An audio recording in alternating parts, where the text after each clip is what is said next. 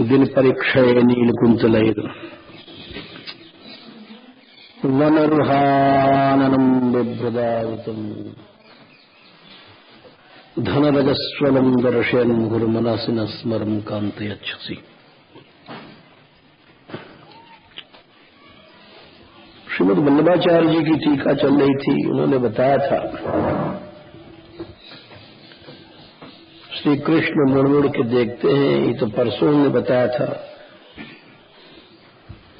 और दृष्टि देखने को उन्होंने बताया स्वापेक्षा ज्ञापकम, अपेक्षा होने पर ही दृष्टि जाती है कहीं। कल प्रसंग हुआ कि वीर शब्द जो कहा गोपियों ने, तो वो युद्ध करने की एक चुनौती की दृष्टि से है। इधर बिछा दो आगे। ये नायिका के उचित शब्द है। युद्धम अवश्यम कर्तव्यम, ये प्रसंग कल हुआ था। और ये लीलापरक अर्थ है। ये बहुत ऐसे शब्दों का प्रयोग होली में बहुत आता है, जहां नायिकाएं वीरांगना की तरह श्री कृष्ण को चुनौती देती हैं। जैसे लेक आगे या शाम तो पे रंग डारू, ऐसे जो शब्द हैं वो लीला संबंधी नायिकोचित हैं, नायिकाओं के लिए हैं। और ये सखी लागो है हमारो दाव, आज यह रंग में भोरोली, ये ऐसे पद गाए जाते हैं होलियों में। जिन हाथन गिरिराज उठायो, जिन भुजान से उसने गिरिराज उठाया सामने, ताय पकड़ मरोड़ो, एरी सखी लागो है हमारो दाव। तो ये ऐसे भाव लीलाओं में आते हैं। उसी को सांकेतिक शैली से वल्लभाचार्य ने लिखा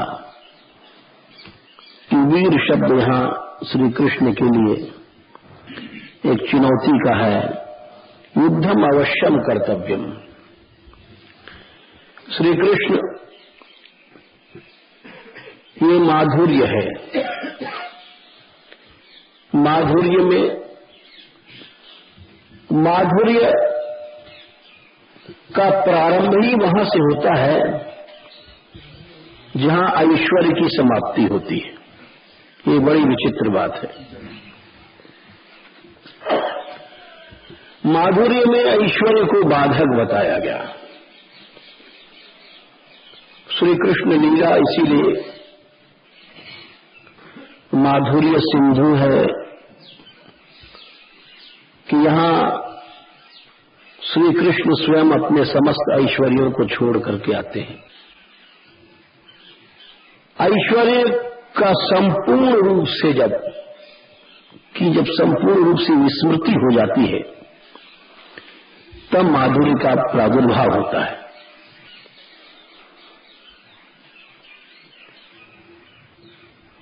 यही ब्रजलीला की विशेषता है।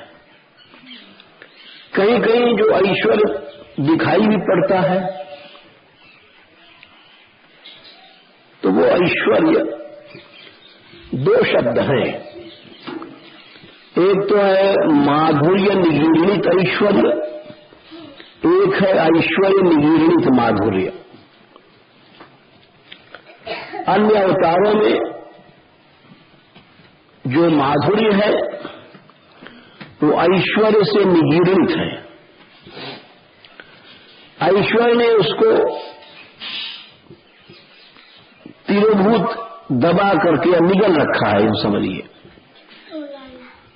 माधुर्य दिखाई भी पड़ता है वहां, तो ऐश्वर्य से निगीर्णित है। किंतु यहां पर ऐश्वर्य दिखाई पड़ता है तो वो माधुर्य से निगीर्णित है। उसको माधुर्य ने इतना निगल रखा है।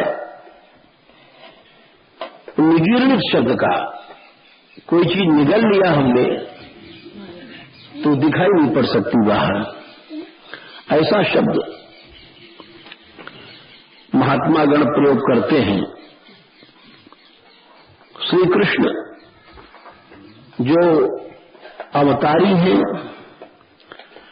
अनंत अवतारों के मूल हैं, कृष्णस्तु भगवान स्वयं हैं। एते चांश कलाः पुंसः, कृष्णस्तु भगवान स्वयं। इंद्रारि व्याकुलम लोकम गडयन्ति युगे युगे। वे श्री कृष्ण यहां पर अपने संपूर्ण ऐश्वर्य को छोड़ करके आते हैं। इसीलिए ग्वाल बाल, गोपी, ये सब उनको चुनौती देते हैं। जैसा कि यहां पर वल्लभाचार्य ने लिखा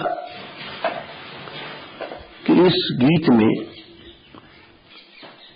12वां गीत जो गोपी गीत का है, उसमें जो गोपियों ने वीर शब्द का प्रयोग किया,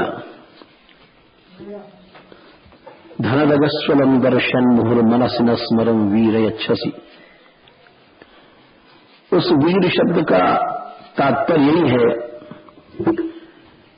कि तुम बड़े वीर बनते हो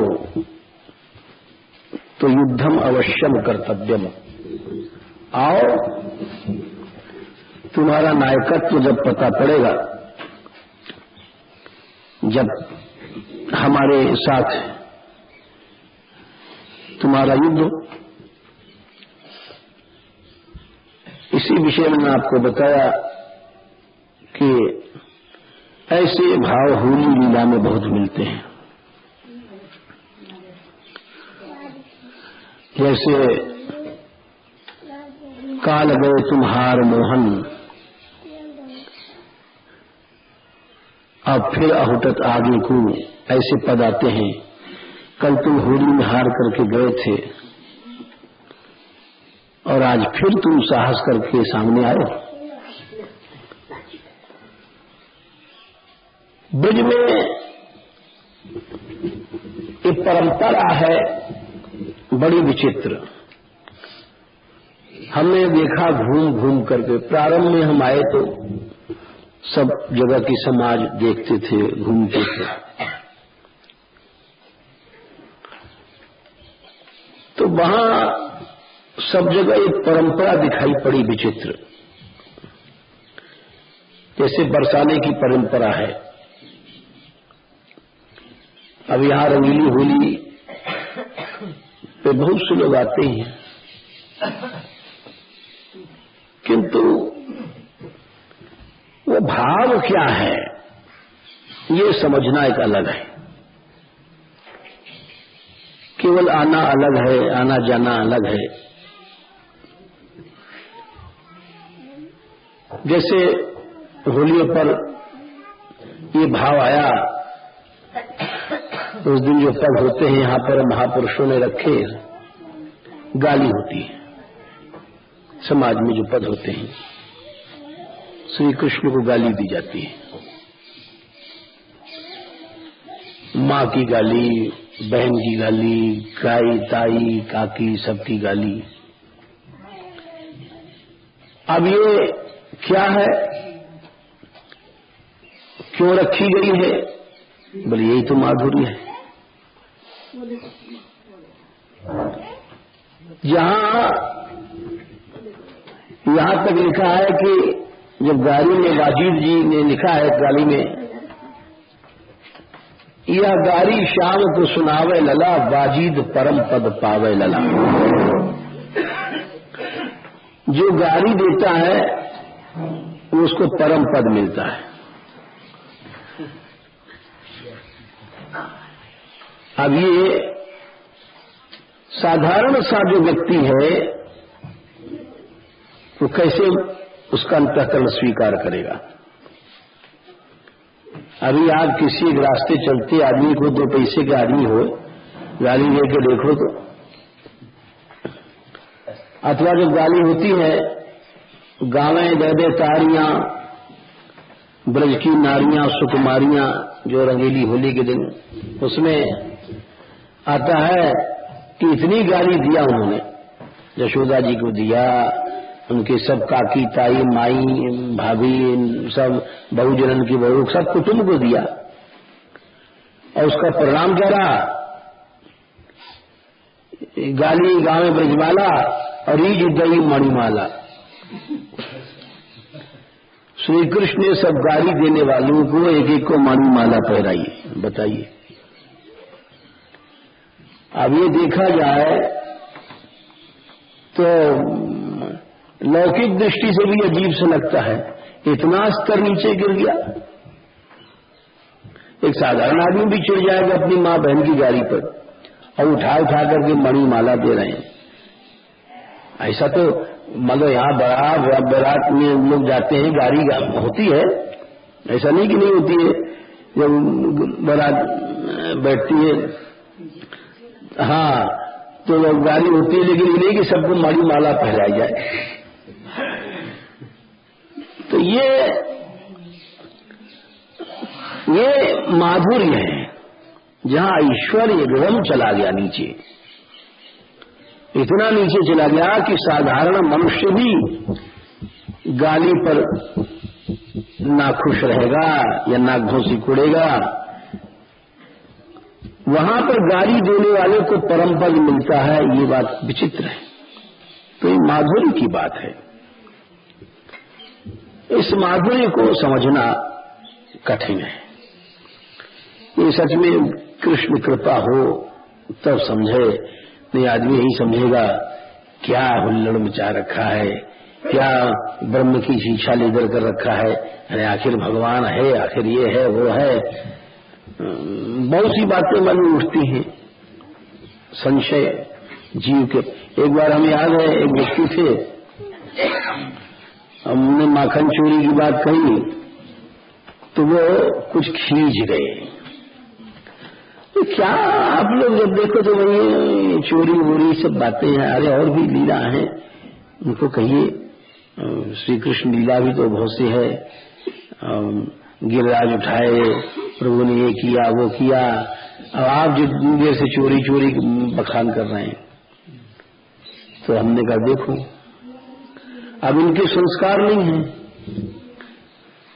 जिसके संस्कार माधुर्य के होते हैं वो इसी को ही गाएगा और इसी को सुनेगा। जैसे महादेव जी ने गोपाल शास्त्र नाम में लिखा है, गोपाल कामनी जारस चोर जार शिखामणि, बाल क्रीड़ा समासक्त नवनीत तस्कर, गोपाल शास्त्र नाम में पाठ आता है।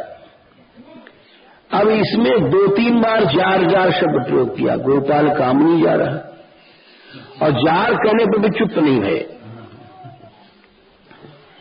वह जार भी कैसे है, लंपट चोर जार शिखामणि, ऐसा आज तक न हुआ न होगा।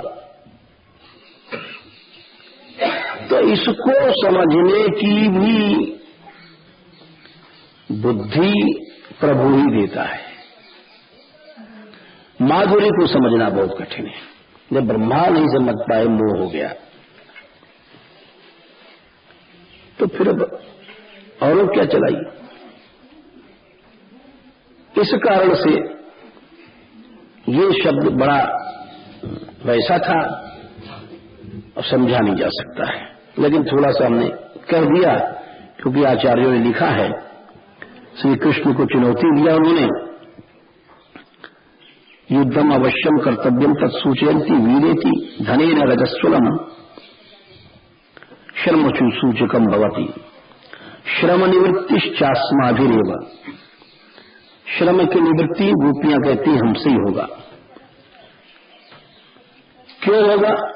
बोले श्रम में तो युद्ध और श्रम बढ़ाएगा। बोले नहीं नहीं, यही तो नहीं समझते हो। उस श्रम की औषधि ही प्रेम युद्ध है, और वो श्रम हमारे ही साथ आने से जाएगा। ये ऐसी बातें हैं जो कि केवल प्रेमी ही समझ सकते हैं कि सच में परमेश्वर एकमात्र प्रेम का ही भूखा है, प्रेम ही उसका आस्वाद्य है। वो रसो वैसे रस ब्रह्म क्यों कहा गया? रस इसलिए कहा गया, रसयति इति रस, आस्वाद्यते रस्यते इति रस, दोनों ही व्युत्पत्ति है। रस्यते आस्वाद्यते इति रस, जिसको सब लोग पीमें चखें वो भी रस है, और रसयति इति रस स्वयं वो आस्वादक है। तो श्री कृष्ण रसिक हैं, रस हैं, इसीलिए रस ही औषधि है, रस ही आस्वाद्य है, वो स्वयं भी रस है। इस कारण से श्रम की निवृत्ति गोपियां कहती हैं, तुम दिन भर गोचारण का जो श्रम किया हमारे साथी, युद्ध से तुम्हारी श्रम की निवृत्ति होगी। श्रम निवृत्ति शास्माभिरेव, कैसे होगी? वनरू शब्द दिया, वन में चलो। वन कहां? कुंजों में। और इसीलिए एक और बात कह रहे हैं कुंज की ओर की, अनेन गृहे रतिम दास्यामि इति पक्षो व्यावर्तितः। ये कहते हैं कि श्री कृष्ण जैसे नायिका अभिसार करती हैं, वैसे भी वो भी जाते थे किसी के यहां, जिससे कह देते थे पहुंच जाते थे। तो बोले वो पक्ष कट गया। यदि वो कहें कि हम आज आएंगे तुम्हारे यहां रात्रि में, तो वो कट गया। बोले नहीं, हमारे यहां आने आवश्यकता नहीं, वो तो वन में ही ठीक रहेगा। बलात्कारेण तामेव और स्थापयति। और एक और भाव लिख रहे हैं, अनेन गृहे रतिम दास्यामीति पक्षो व्यावर्तितः। ये सब गूढ़ भाव हैं रस के, जो कि जिन लोगों ने लिखा है, अनुभव किया है। अब लिखते हैं एक बात और कि धन रजस्वलम शब्द इसलिए भी कहा गोपियों ने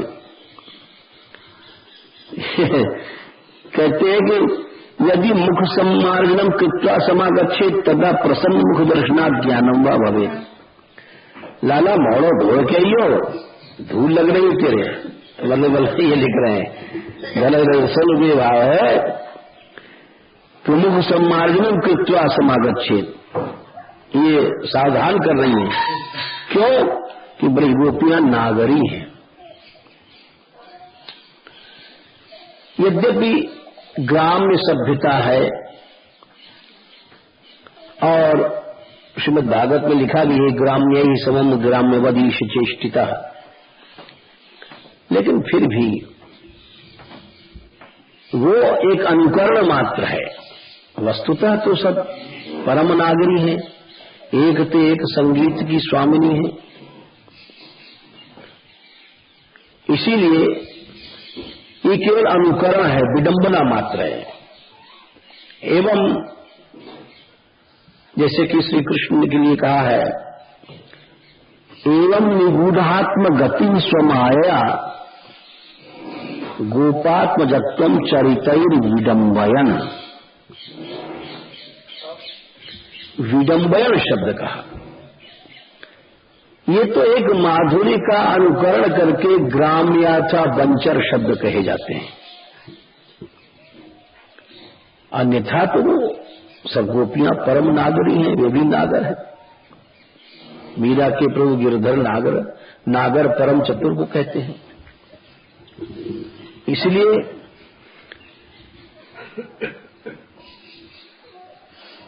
गोपात्मजत्वम चरितैर विडंबयन, विडंबना मात्र है, अन्यथा स्थिति क्या है?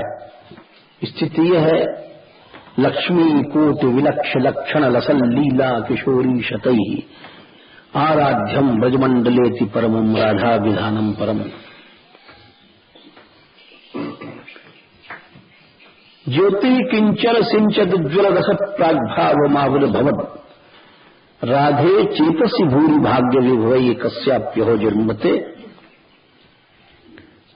लक्ष्मी कोटि, एक दो लक्ष्मी नहीं, गोपियों का जो स्वरूप है करोड़ों करोड़ों लक्ष्मियों से भी विलक्षण, जहां पर चातुर्य वैदग्ध्य रूप सौंदर्यशील आदि है। लक्ष्मी कोटि विलक्ष लक्षण लसन लीला किशोरी शतई, ऐसी सैकड़ों किशोरियां गोपियां श्री राधिका रानी की आराधना करती हैं। राराध्यम ब्रजमंडलेति मधुरम, उनसे आराध्य ब्रजमंडल में राधा विलानम पलम, राधा नाम की जो रहती हैं श्री कृष्ण की आत्मा, ऐसी है ज्योति ही किंचन सिंचद उज्ज्वल रसत्प्राग्भावर्माविर भवद राधे चेतसी भूरि भाग्य विभवई कस्याप्यहो जन्मते। एक गौर ज्योति है विलक्षण, वो गौर ज्योति कैसी है? ज्योति किंचन सिंचद उज्ज्वल रसद प्राग्भाव, वो ज्योति ऐसी है कि उज्ज्वल रस, श्रृंगार रस को हमारे यहां ब्रज रसकों ने उज्ज्वल रस कहा है, इसीलिए गोस्वामी जी ने उज्ज्वल नीलमणि अपने ग्रंथ का नाम रखा। श्रृंगार रस का वर्णन नील माना गया, श्री कृष्ण को नीलमणि कहा गया, मूर्तिमान श्रृंगारी। लेकिन अब उस श्रृंगार के कहने से कोई प्राकृत भाव ना आ जाए, इसलिए उन्होंने कहा उज्ज्वल नीलमणि। उज्ज्वल, ज्वल ज्वलने धातु से उत उपसर्ग लगा करके बना, उत्क्रांत गति का ज्वलन, जो उत्कृष्ट सर्वोत्कृष्ट गति देने वाला है, ऐसा श्रृंगार। अन्यथा लौकिक श्रृंगार हीन गति देता है, ये निश्चित बात है। लौकिक श्रृंगार कोई कितना भी अपने को ऊंचा बतावे, लेकिन वो नीचे की ओर ले जाता है, निश्चित बात है। और यहां तक ले जाता है कि मनुष्य को जड़ बना देता है, ये सांसारिक भोग जड़ बना देता है। ये ध्यान रखना चाहिए। ये विचित्र एक थ्योरी है या खोज है हमारे ऋषियों की। लौकिक श्रृंगार और अलौकिक जो श्रृंगार है, इसके अंतर को समझना चाहिए, इसको विवेक कहते हैं। लौकिक श्रृंगार निम्न गति को ले जाता है, इसका प्रमाण देखिए आप। श्रीमद् भागवत में कुछ श्लोक आता है, अर्थेन्द्रियार्थाभिध्यानम सर्वार्थापन्नवो नृणाम भ्रंशितो ज्ञान विज्ञानात् येना विशति मुख्यताम। ये चौथे स्कंद में आता है। कहते हैं अर्थ माने पैसा और इंद्रियार्थ माने भोग, दो शब्द आए हैं वहां पर। अर्थेन्द्रियार्थाभिध्यानम, आज हर व्यक्ति इन्हीं दो चीजों की खोज में लगा हुआ है या प्राप्ति में लगा हुआ है। दो शब्द हैं, अर्थ और इंद्रियार्थ। इसी को भगवान ने गीता में दूसरा नाम दे दिया। दूसरे अध्याय में कहते हैं 44वें श्लोक में, भोगैश्वर्य प्रसक्तानाम तया अपहृत चेतसाम व्यवसायात्मिका बुद्धि समाधु न विधीयते। अर्जुन, भोग और ऐश्वर्य दो चीजें हैं। ऐश्वर्य माने धन संपत्ति आदि, अभोग इंद्रियों के भोग वही हैं जो अर्थ और इंद्रियार्थ शब्द दोनों को मिला लीजिए। तो भोग ऐश्वर्य प्रसक्ता नाम, भगवान बोले इसमें जब आदमी अटैच्ड है, आसक्त है, और तया पहृत चेतसाम, इन दोनों चीजों ने उसके बुद्धि को हर लिया है, जीव की बुद्धि को, तो ऐसी स्थिति में उस व्यक्ति का मन ईश्वर में कभी नहीं लगेगा, कभी नहीं देख सकता है। समाधि मन ईश्वर वहां पर शब्द किया है। व्यवसायात्मिका बुद्धि समाधु न विधीयते, कभी भी नहीं लग सकता है और किसी जन्म में भी नहीं लग सकता है। लगेगा जब जब उधर से अपने आप बुद्धि हटती है तब। और वही बात जो भगवान ने गीता में कही वही यहां चौथे स्कंद में कह रहे हैं। सनकादिक और पृथु को प्रसंग में श्लोक आता है कि अर्थ और इंद्रियार्थ माने भोग, इसका जो अभिध्यान है जीव को, उस सर्वार्था पन्नवो नृणाम, उस सर्वनाश कर देता है।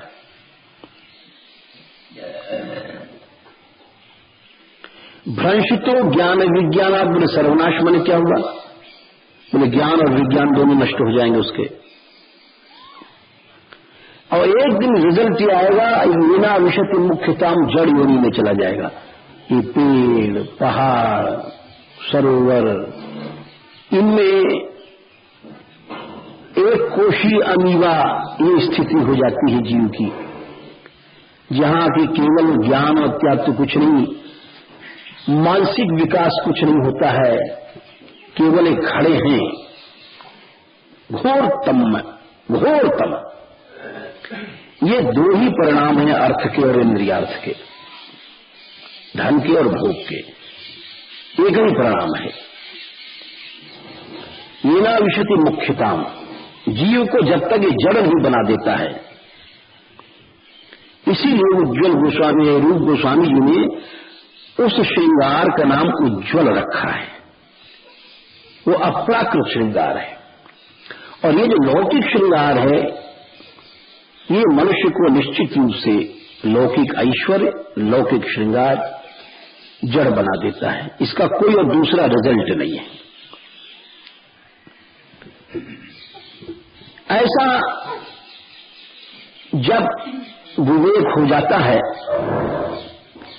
तब जीव फिर परमात्मा की ओर मुड़ता है, उसके पहले नहीं मुड़ता है। मुड़ना का मतलब कि उससे राग हटना संसार से, और प्रभु में राग की उत्पत्ति हो जाना। केवल अब हम जैसे चले गए, बहुत से लोग तफरी करने चले गए, आज उनका भाषण है देखा हो, आज उनका भाषण है देखा हो, लेकिन वस्तुतः राग उनका संसार में रहता है। राग की उत्पत्ति नहीं होती कभी भी। तो मुड़ना तो वह है कि जब राग की उत्पत्ति भगवान में हो गए, और उस राग की उत्पत्ति तभी हो सकती है जबकि राग संसार से हट जाए। इसीलिए प्रारंभ में जीव को एक श्रीमद् भागवत में महात्म्य जो श्लोक आता है बड़ा विचित्र आता है। देखो, सबसे बड़ी भक्ति लोग कहते हैं, ठीक है, सब ज्ञानी लोग ज्ञान कहते हैं अपने अपने मत से, लेकिन वहां महात्म्य जो श्लोक आता है बड़ा विचित्र। बोले भक्ति ज्ञान ये सब भी गौण चीज है। भक्ति ज्ञान विरागा तो विवेको वर्धते महान। यानी भक्ति साधन, ज्ञान साधन, ये सब साधन, अब विवेक को साधन बता दिया। बोले ऐसा क्यों किया? बोले शुरुआत में जरूरी है, विवेक नहीं होगा तो सब गुण गोबर हो जाएगा। अब जैसे एक छोटा सा आपको प्रसंग बताते हैं। श्री पाद जी गोस्वामी ने एक बात लिखी है नवधा भक्ति के विषय में कि नवधा भक्ति कृष्ण को अर्पित होनी चाहिए, और कृष्ण को अर्पित होने के बाद अगर हम भक्ति का फल कृष्ण को अर्पित करते हैं तो हीन बात है। हाँ, लोग सब कहते हैं फल अर्पण करो, फल अर्पण करो, ये तो बहुत नीचे की बात है। फल नहीं, फल के पहले जो भक्ति है वही अर्पित करो, वो उनके लिए करो। अब हम कीर्तन कर रहे हैं मान लीजिए, और ऐसी ऊंची बात लिखी गई है चैतन्य चरितामृत में, लेकिन बड़ा आश्चर्य आता है कि उसी संप्रदाय के लेने वाले, पढ़ने वाले कीर्तन में पैसा लेते हैं।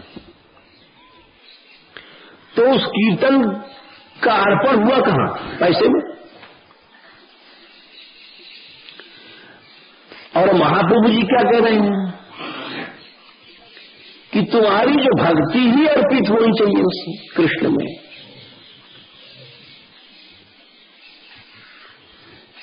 अभी कुछ दिन पहले कुछ व्यक्ति आए थे, ये लोग बैठे थे, किसी उसके प्रेसिडेंट थे वे, बात चल गई। बोले क्या बात चल गई थी? हमने कहा ये सब कलेक्शन वलेक्शन नहीं करना चाहिए प्राणी को, हमारा अपना विचार ही है, बिना कलेक्शन के भी काम चल जाता है। तो उन्होंने कहा कि किसी का कल्याण करना है धनिक का, तो उससे हमने द्रव्य लिया, सत्कार्य में लगाया, तो क्या उसका कल्याण नहीं होगा? हमने देखा कि ये हमारी बात नहीं समझ सकते हैं, इनका दिमाग दूसरे ढंग का है। अब मैं ठीक है बात टाल दिया, क्यों व्यर्थ बहस करें। लेकिन कल्याण का वास्तविक मार्ग क्या पैसा है? तुम किसी से पैसा लेकर के उसका कल्याण करना चाहते हो, इससे ज्यादा अच्छा है कि हरि नाम उससे लिवाओ, हरि नाम दो, हरि नाम लो। ये शुद्ध भक्ति का मार्ग है।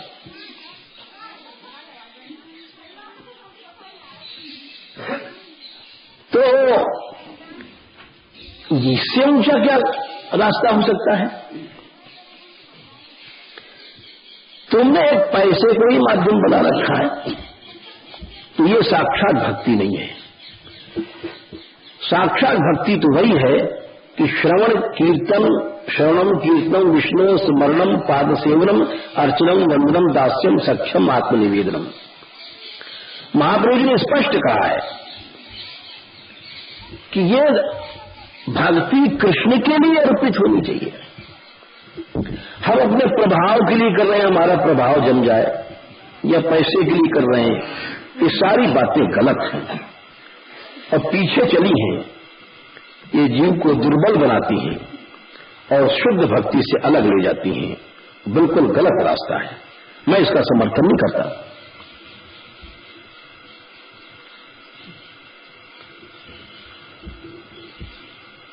ये प्रसंग इसलिए आया था, इसका भागवत प्रमाण है कि हिरण्यकश्यप ने पूछा प्रहलाद से,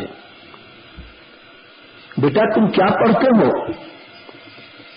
तुम्हारे स्कूल में क्या पढ़ाया जाता है मास्टर में?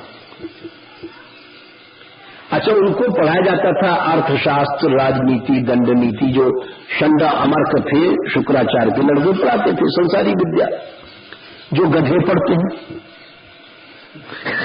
ये कड़ा शब्द है, लेकिन वो काकभूषुंडी जी ने कहा, कौ खबे खलेश सो परव भागी और खरी सेव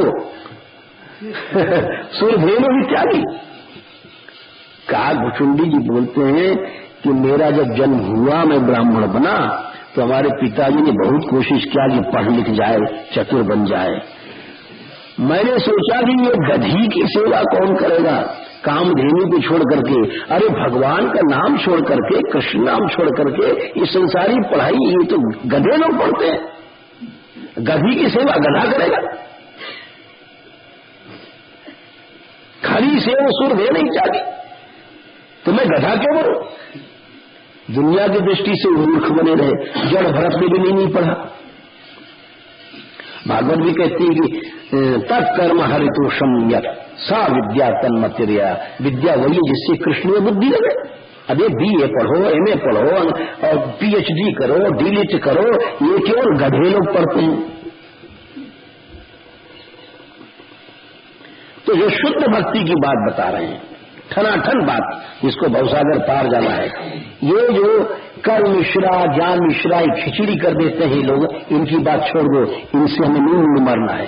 लेकिन जो वहां पर प्रहलाद जी ने विचार किया कि पिता ने पूछा है कि तुम क्या पढ़ते हो, विद्या पढ़ाओ बताओ, तो उन्होंने सोचा कि जो हमारे गुरु लोग पढ़ाते हैं ये विद्या नहीं है, ये तो अविद्या है। और पिताजी ने पूछा है तो लिहाजा पिताजी को लाओ, हम विद्या जो असली विद्या है वो बताओ कि अगर जच जाए तो इनका भी कल्याण हो जाए पिताजी का। तो उन्होंने क्या किया, जो प्रश्न था उनका,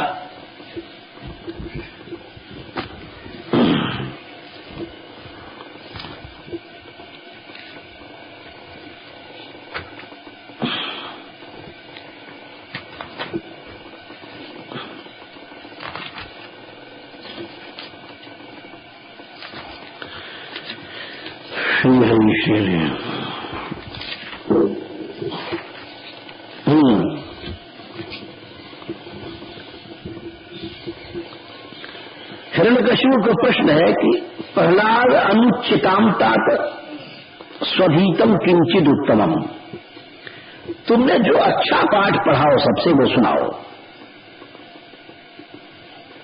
और काले ने एतावता आयुष्मान यद शिक्षक गुरु भगवान, जो तुम्हारे गुरु ने पढ़ाया है सबसे अच्छी पढ़ाई, सबसे अच्छा पाठ सुनाओ। तुमको क्या याद है? जैसे पूछता है कि तुमको सबसे अच्छा श्लोक कौन सा है, सुनाओ।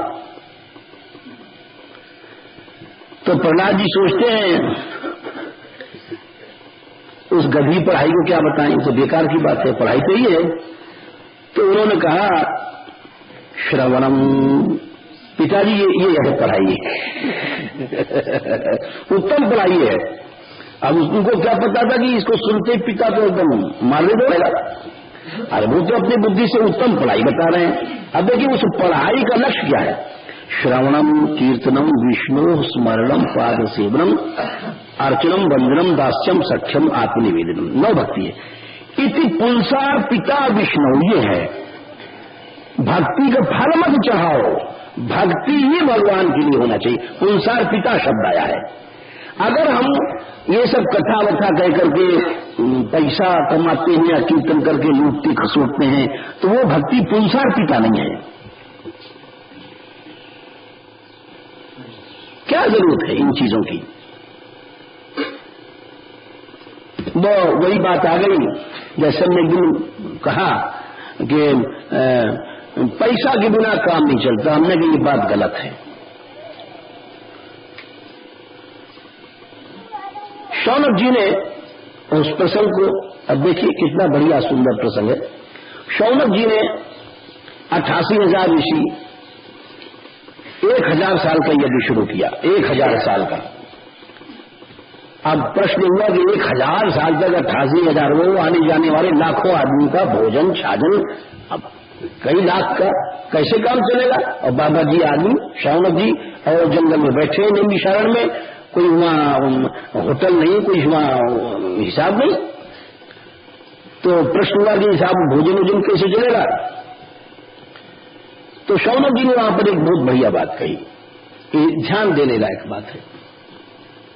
और वो इन लोगों ने अनुभव किया हमारी यात्रा में, जहां कोई कलेक्शन नहीं, कुछ नहीं, अपने आप कोई घाटा आज तक नहीं आया।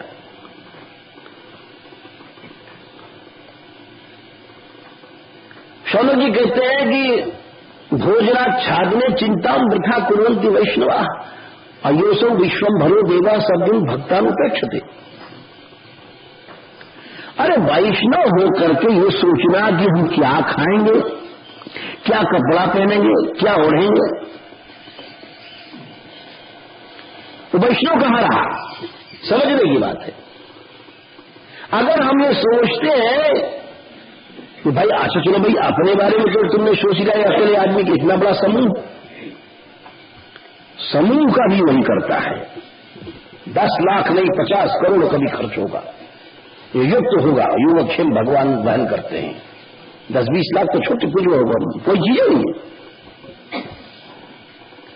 भोजनाच्छादने चिंता वृथा कुर्वन्ति वैष्णवा अयोसौ विश्वम भरो देवा। जो चींटी से हाथी तक को देता है ऐसा जिन भक्तानु पे छुपे, क्या भक्तों को नहीं देगा? अरे भक्ति करो। शौनक जी बोले बैठ जाओ सब ऋषि लाखों बैठ गए। अब फिक्र उसको होगी जिसके नाम पे बैठे, सच्चाई के साथ बैठो, लेकिन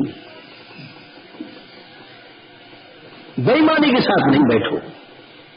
चित्त में तुम्हारे चोरी है, तुम्हारे प्रदर्शन है, ये बेईमानी है तो नहीं। आखिर में प्रभु आप प्रभु सोचने लग गए, ये तो खुदा ही गया, सबों को मेरे लाखों में बिठा दिया, अब क्या किया जाए? साधु गुरु बना के रात को गए शौनक जी के पास, और साधु को देख के सम्मान किया। बोले कहो संत भगवान। बोले हमने उपासना किया था पहले, तो हमको चिंतामणि मिली थी, देवता ने दिया था। हाय भगवान, लेकिन झूठ बोल रहे हैं, क्योंकि अब कैसे कहें कि हम भी विश्वम्भर हैं।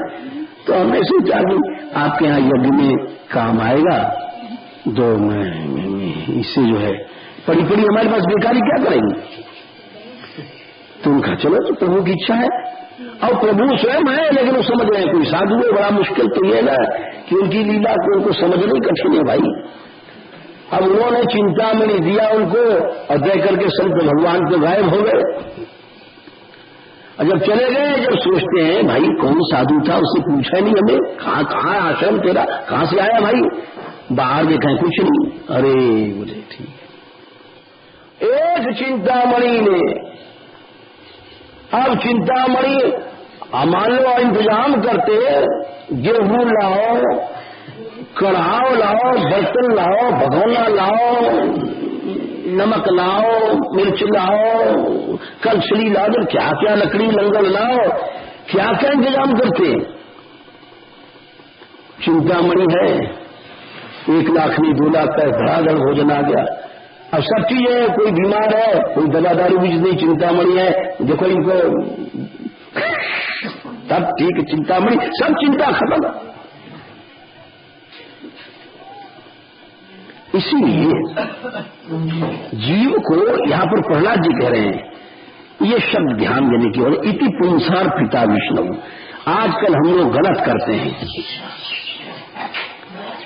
हम अपने शिष्यों से कलेक्शन चंदा मंगवाते हैं, हम अपने शिष्यों को व्यापारी बना देते हैं, कीर्तन करो पैसा लो, कथा को भी व्यापार बना देते हैं। ये सारी बातें गलत हैं।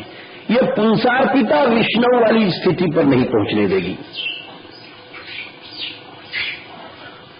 इसीलिए ये बात चलते चलते यहां तक आई कि उज्ज्वल नीलमणि की बात कही थी हमने, कि वो जो प्राकृत काम अप्राकृत काम में अंतर है, और जिस बात को यहां वल्लभाचार्य जी कह रहे हैं वो अलग है।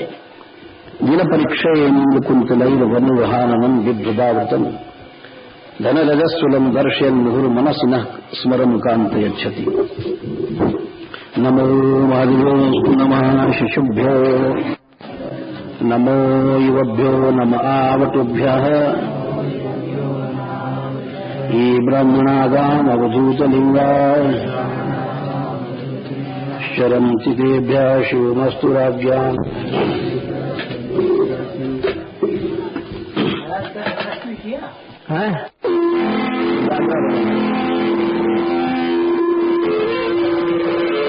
बाजी बाजी